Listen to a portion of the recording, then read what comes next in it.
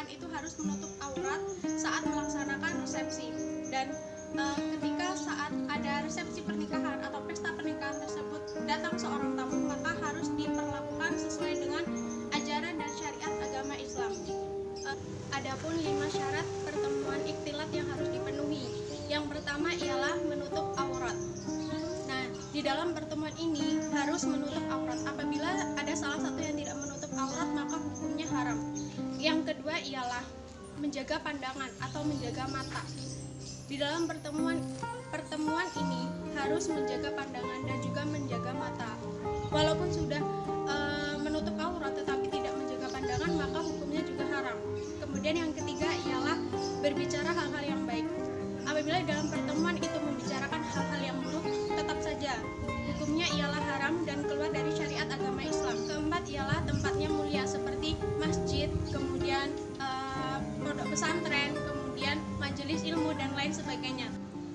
Yang kelima ialah tidak bersentuhan atau tidak berdempet-dempetan antara laki-laki dan juga perempuan.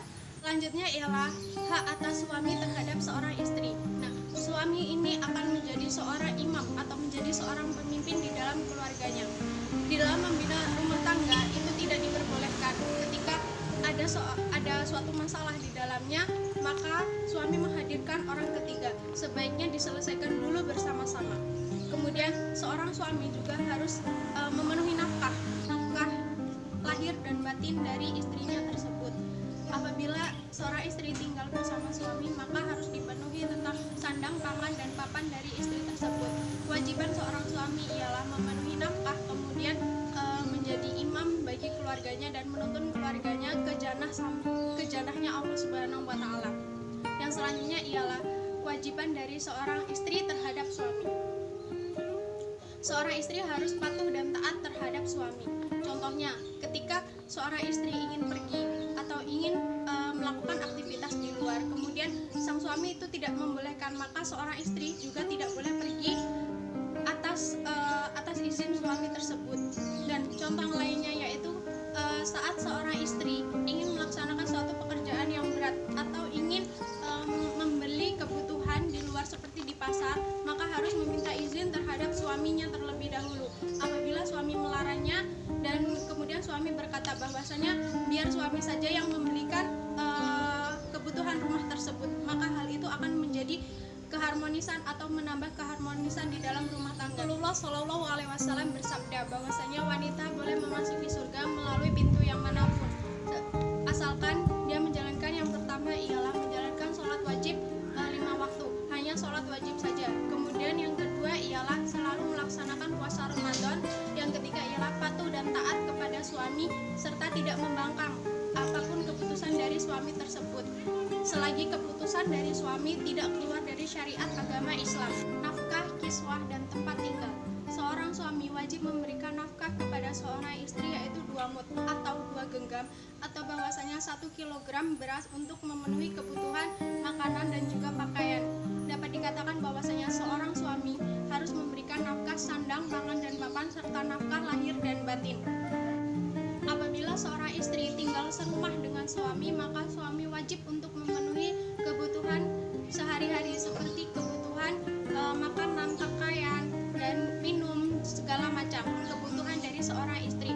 Nah, di dalam hal ini seorang istri tidak boleh menuntut lebih atas selama suami tersebut melaksanakan kewajibannya atau selama suami tersebut terus memenuhi segala kebutuhan dari istri. Dan tetapi apabila seorang suami tidak menjalankan kewajibannya untuk memberikan nafkah, memberikan sandang, pangan, dan papan serta menunjang kehidupan istri, maka seorang istri boleh mengambil sebagian harta suami, dan itu mengambilnya dengan cara yang baik-baik dan dibicarakan dengan yang baik kepada suami tersebut. Kedudukan harta di dalam pernikahan.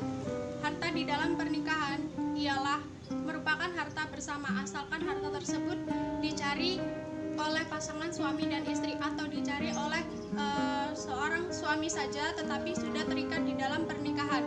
Nah, pembagian harta itu dibagi menjadi 3. Yang pertama ialah apabila harta dibagikan kepada seorang anak ketika orang tua masih hidup, maka disebut dengan harta hibah. Kemudian yang kedua ialah kedudukan harta apabila diberikan kepada seorang anak ketika orang tua sudah meninggal, maka disebut dengan harta waris. Yang ketiga ialah harta yang diberikan kepada anaknya dan dibagikannya setelah meninggal, maka disebut dengan harta wasiat. Nah, harta ini boleh dibagikan kepada anaknya apabila kewajiban orang tuanya selama di dunia itu sudah terbayarkan, seperti nazar kepada Allah Subhanahu wa taala dan pelunasan hutang kepada sesama manusia. Selanjutnya adalah hukum menikahi wanita yang pernah berzina. Nah, hukum menikahi wanita yang pernah berzina ini dibolehkan di dalam syariat agama Islam, asalkan laki-laki yang menikahi tersebut mampu untuk menjaga aib atau mampu untuk membimbing wanita tersebut ke dalam janahnya Allah Subhanahu wa taala, dan wanita tersebut mau atau ingin berubah dan bertaubat. Yang tidak diperbolehkan ialah menikahi seorang pezina yang dia tidak akan pernah mau untuk bertaubat kepada Allah Subhanahu wa taala. Dan untuk laki-laki yang mau menikahi wanita yang pernah berzina itu sangatlah mulia, karena wanita sendiri dimuliakan di dalam Al-Qur'an surah An-Nisa.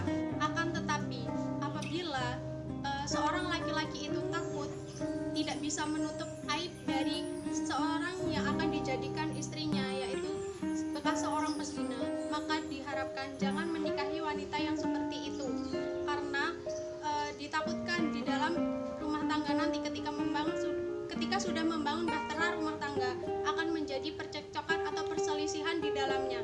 Dan seorang wanita yang pernah melakukan perzinaan kemudian dia takut seorang suaminya tidak bisa menerimanya dengan sepenuhnya, maka diharapkan jangan pernah menceritakan aibnya kepada suami tersebut, karena menjaga aib ialah sesuatu hal yang sangat besar dan itu menjadi amanah bagi diri kita.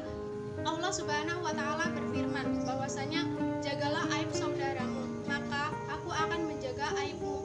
Dan di dalam hal tersebut Allah Subhanahu wa taala menjelaskan bahwasanya kita harus wajib untuk menjaga aib saudara kita yang telah diceritakan kepada kita, dan kemudian Allah nanti akan menjaga atau menutupi aib-aib kita.